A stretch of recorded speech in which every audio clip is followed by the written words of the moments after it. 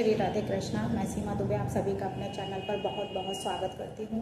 आज हम चर्चा करने जा रहे हैं उपराष्ट्रपति जगदीप धनखड़ जी, जिन्होंने अपना इस्तीफा कल रात को दिया, यानी कि सुबह का इंतज़ार नहीं, रात में यानी रात भर की बात थी, लेकिन फिर भी उन्होंने इतनी जल्दबाजी में मानसून सत्र संसद में चल रहा है, पहला दिन था, 3 बार स्थगित किया गया।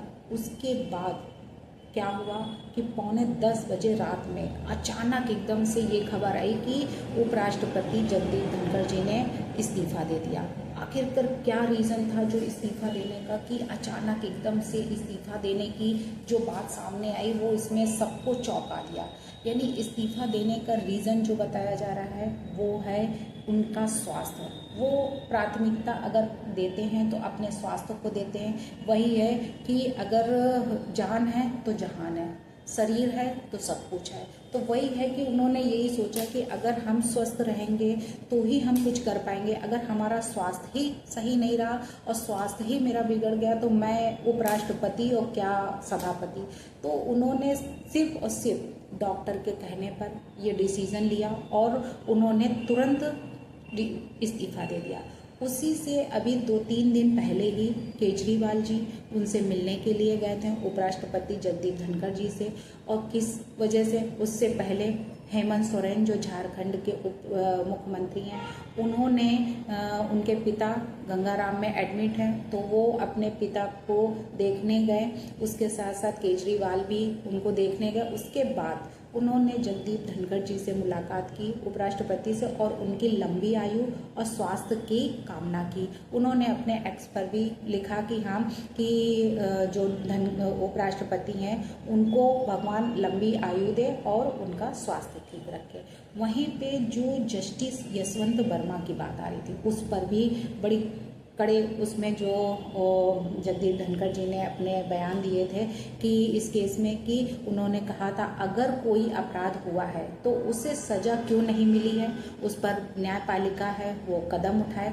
उपराष्ट्रपति और राज्यसभा के सभापति यानी ये बात जो पूछी उस पर भी उनकी कुछ ऐसी बातें हो सकती हैं, कुछ ऐसा हो सकता है कि शायद इस पर भी कोई विवाद हुआ हो, इस पर कोई डिस्कशन हुआ हो, जिसमें उन्होंने ये कहा था कि न्यायपालिका जो है वो यशवंत वर्मा के खिलाफ एफआईआर दर्ज करने और जांच करने की अनुमति क्यों नहीं दे रही है, क्यों उनको सज़ा नहीं दी जा रही, क्यों उनको अगर कोई अपराध किया है तो उनको सज़ा मिलनी चाहिए। इन सब बातों को लेकर यानी कि जो अभी तक जो ये चल रहा है कि हाँ कि धनखड़ जी के इस्तीफा जो है वो सदन में कहीं आए दिन जो हंगामा मचते रहते, जैसे पहला सत्र था सदन का और उस सदन के सत्र में ही पहले ही दिन में 3 बार स्थगित किया गया। सिर्फ ऑपरेशन सिंदूर की बातें हो रही थी जिसमें विपक्ष जो है उस पर बड़ी उसमें कर रहा था। वहीं यशवंत वर्मा की बातें आई, उस पर वो बार बार कोई ना कोई टिप्पणियां हो रही थी और उसको 3 बार स्थगित किया गया। और 4 बजे शाम को फिर से इसमें सदन में सुनवाई शुरू हुई। तो क्या वाकई में इन सब बातों को लेकर क्या उनकी तबीयत कुछ बिगड़ गई या फिर कोई और बात थी? तो धनखड़ जी ने जो उपराष्ट्रपति हैं उन्होंने पद से जो इस्तीफा दिया, इस्तीफे के पीछे कई जो हैं कांग्रेसी विपक्ष के लोग हैं वो उसको गहरी साजिश बता रहे हैं कि इसमें कोई ना कोई गहरी साजिश थी और इस वजह से उन्होंने इस्तीफा दिया हुआ है। तो गहरी साजिश आखिरकार क्या हो सकती है? उन्होंने द्रौपदी मुर्मू जो राष्ट्रपति हैं उनको अपना इस्तीफा देकर विदा लेने की बात कही। वहीं पर उन्होंने धनखड़ जी का इस्तीफा जो था वो अब मोदी जी के यानी कि कह रहे हैं लोग कि अब तो धनखड़ जी 75 ईयर्स के हो गए थे, यानी रिटायरमेंट उन्होंने दे दिया, जो कि 2027 में होना चाहिए, यानी कि 2 साल अभी और बचे हुए थे उनके पास में। तो धनखड़ जी ने जो इस्तीफा अचानक लिया, अभी 11 दिन पहले ही वो बोल रहे थे कि मेरा समय जो है 2027 में इस्तीफे का आ रहा है, यानी रेजिग्नेशन देने का टाइम आ गया है और मैं अपना कार्यकाल पूरा करने के बाद दूंगा। लेकिन अचानक ये डिसीज़न लेना तो ये सबको चौंका दिया है। तो लोगों का जो कहना है कि धनखड़ जी का इस्तीफा जो है वो तो हो ही गया है, अब मोदी के इस्तीफे की तैयारी जो है वो चलनी चाहिए। अब उनको भी इस्तीफा दे देना चाहिए।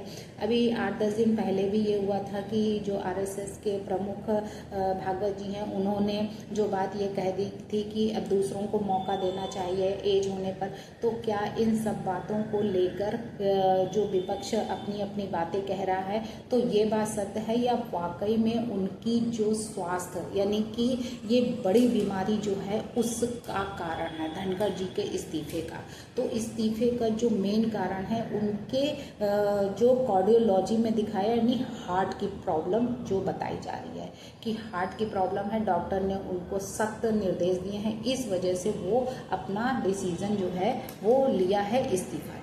तो किन बीमारियों से जूझ रहे थे, किन बीमारियों से परेशान होकर उन्होंने इस्तीफा दिया, वो भी उपराष्ट्रपति पद से? तो 21 जुलाई को राष्ट्रपति द्रौपदी मुर्मू को पत्र लिखकर उन्होंने इस्तीफे का ऐलान कर दिया, जिससे सभी लोगों को रात में ही बड़ी हलचल मच गई कि आखिरकार ये इस्तीफा दिया तो क्यों दिया, तो किस वजह से इस्तीफा दिया है, ये सबसे बड़ी बात है। तो जगदीप धनखड़ जी ने 21 जुलाई 2025 को राष्ट्रपति द्रौपदी मुर्मू को पत्र लिखा और अपने इस्तीफे का ऐलान कर दिया।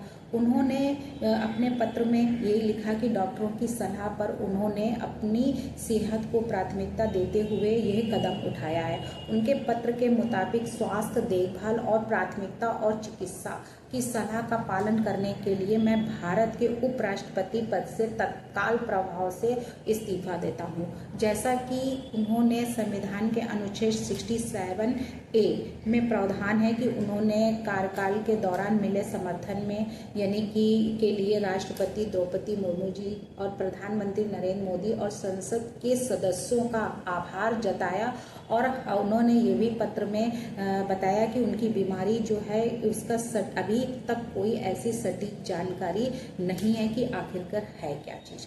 लेकिन जो डॉक्टरों ने उनको रेस्ट करने की सलाह दी है, उनको बताया है कि आप अपने स्वास्थ्य पर ध्यान रखिए, तो उसके मुताबिक जगदीप धनखड़ जी ने 9 मार्च 2025 को उनके चेस्ट में अचानक पेन हुआ। पेन से उनको बेचैनी हुई, घबराहट सी होने लगी, जिसके बाद वो दिल्ली के एम्स हॉस्पिटल में भर्ती उनको कराया गया। उन्हें क्रिटिकल केयर यूनिट यानी CCU में रखा गया था और वरिष्ठ कार्डियोलॉजी की निगरानी में उनका इलाज चला। उस वक्त उनकी हालात जो थे वो स्थिर बताया गया था।